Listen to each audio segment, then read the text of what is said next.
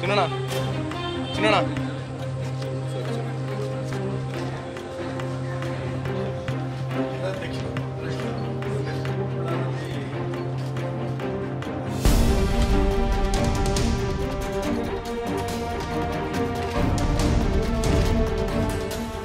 ಕೊಪ್ಪಳದಲ್ಲಿ ಚುನಾವಣಾ ಪ್ರಚಾರ ಸಭೆಯಲ್ಲಿ ಇದ್ದಂಥ ಸಂದರ್ಭದಲ್ಲಿ ಅನೇಕ ಅಂಶಗಳು ಪ್ರಸ್ತಾಪ ಆಯಿತು. ಅದಾದ ನಂತರ ಪತ್ರಿಕಾಗೋಷ್ಠಿನಲ್ಲಿ ಕೆಲವು ಪತ್ರಕರ್ತರು ಕೇಳಿದ್ರು. ಇಕ್ಬಾಲ್ ಅನ್ಸಾರಿ ಅವರು, ಕಾಂಗ್ರೆಸ್ಸು, BJP, JDS ಮೂರೂ ಪಕ್ಷಗಳು ಕರ್ನಾಟಕ ರಾಜ್ಯದಲ್ಲಿ ಮುಸಲ್ಮಾನರಿಗೆ ಅಪಮಾನ ಆಗೋ ರೀತಿಯಲ್ಲಿ ಟಿಕೆಟ್ಗಳು ಕೊಟ್ಟಿದ್ದಾರೆ. ಇದು ಬಹಳ ಅನ್ಯಾಯ. ಇದು BJP ಇದಕ್ಕೆ ಏನು ಹೇಳ್ತೀರಿ ಅಂತಂದರು.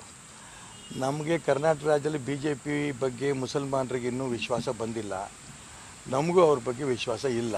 ಹೀಗಾಗಿ MP ಟಿಕೆಟ್ ಕೊಡೋಷ್ಟು ನಮ್ಮ ಕೈಯಲ್ಲಿ ಆಗೋದಿಲ್ಲ, ಹಾಗಾಗಿ ನಾವು ಟಿಕೆಟ್ ಕೊಡೋಲ್ಲ. ಈ ಮಾತು ತುಂಬ ಸ್ಪಷ್ಟವಾಗಿ ನಾನು ಆ ಪತ್ರಿಕಾಗೋಷ್ಠಿಯಲ್ಲಿ ಹೇಳಿದ್ದೀನಿ. ಅದಾದ ನಂತರ ಯಾಕೆ ಮುಸಲ್ಮಾನರು ವೋಟ್ ಬೇಡವಾ ಈ ಮಾತುಗಳೆಲ್ಲ ಅವ್ರು ಹೇಳಿದ್ರು. ಮುಸಲ್ಮಾನ್ ವೋಟ್ ಬೇಕು ಬೇಡ ಅನ್ನೋ ಪ್ರಶ್ನೆ ಅಲ್ಲ. ಇದು MP ಟಿಕೆಟ್ ಕೊಡೋಷ್ಟು ವಿಶ್ವಾಸ ಕರ್ನಾಟಕ ರಾಜ್ಯದಲ್ಲಿ ಮುಸಲ್ಮಾನರು ನಮ್ಮ ಜೊತೆ ವಿಶ್ವಾಸ ಇಟ್ಕೊಂಡಿಲ್ಲ. ಹಾಗಾಗಿ ಇಟ್ಕೊಂಡಂಥ ಸಂದರ್ಭ ನೋಡೋಣ ಅಂತ ಇಷ್ಟು ಹೇಳಿ ಬಂದಿದ್ದೀನಿ. ಅಲ್ಲಿ ಮುಗೀತದು.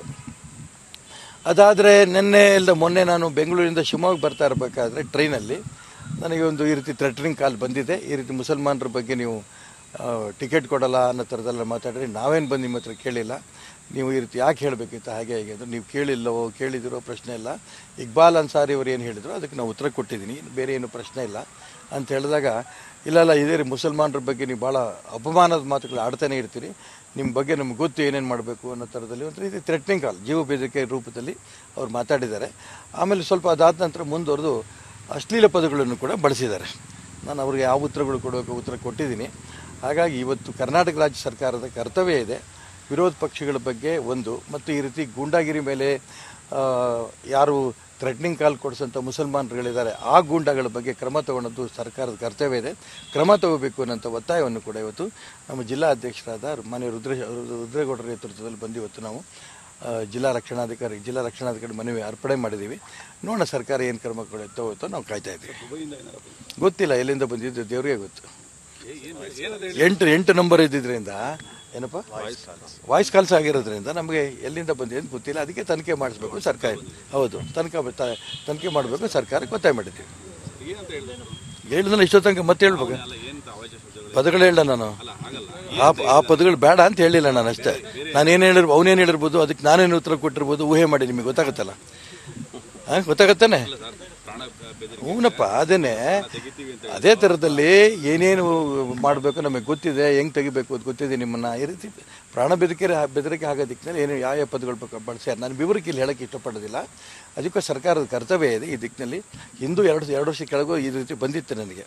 ಆಗಲೂ ಸರ್ಕಾರ ಏನು ಆ ತನಿಖೆ ಮಾಡಿ ಆ ಸಂಬಂಧಪಟ್ಟವ್ರ ಬಗ್ಗೆ ಕ್ರಮ ತಗೊಳೋದಕ್ಕೆ ಆಗಲಿಲ್ಲ. ಈಗಲಾದ್ರೂ ಸರ್ಕಾರ ಮಾಡುತ್ತಾ ನೋಡೋಣ. ಮಾಡ್ತಾರೆ, ಯಾರು ರೀತಿ ಮಾಡ್ತಾರೆ, ಬಂದೋಬಸ್ತ್ ಕೊಡಲೇಬೇಕು. ಅದೇ ನನಗೇನು ಅವ್ರು ಕೊಡೋದು ಬಿಡೋದು ಅವ್ರಿಗೆ ಸಂಬಂಧಪಟ್ಟಿದ್ದು. ಅದ್ರ ಪ್ರಶ್ನೆ ಇವತ್ತು ಇಂಪಾರ್ಟೆಂಟು, ಯಾರು ಈ ರೀತಿ ದೇಶದ್ರೋಹಿ ಚಟುವಟಿಕೆಗಳು ಮಾಡ್ತಿದ್ದಾರೆ, ಧರ್ಮದ ಬಗ್ಗೆ ಈ ರೀತಿ ಧರ್ಮದ ಹೆಸರಿನಲ್ಲಿ ಥ್ರೆಟ್ ಮಾಡೋಂಥ ಪ್ರಯತ್ನ ನಡೆಸಿದ್ದಾರೆ. ಅದಕ್ಕೋಸ್ಕರ ಅಂಥವ್ರ ಬಗ್ಗೆ ಕ್ರಮ ತಗೋಬೇಕು ಅಂತ ಇವತ್ತು ಜಿಲ್ಲಾ ರಕ್ಷಣಾಧಿಕಾರಿ ಕೊಟ್ಟಿದ್ದೀವಿ. ಮುಖ್ಯಮಂತ್ರಿಗಳಿಗೆ, ಗೃಹ ಮಂತ್ರಿಗಳಿಗೂ ಕೂಡ ನಾನು ಈ ಬಗ್ಗೆ ಪತ್ರ ಬರೆದು ಫೋನ್ ಕೂಡ ಮಾಡೋನಿದ್ದೇನೆ.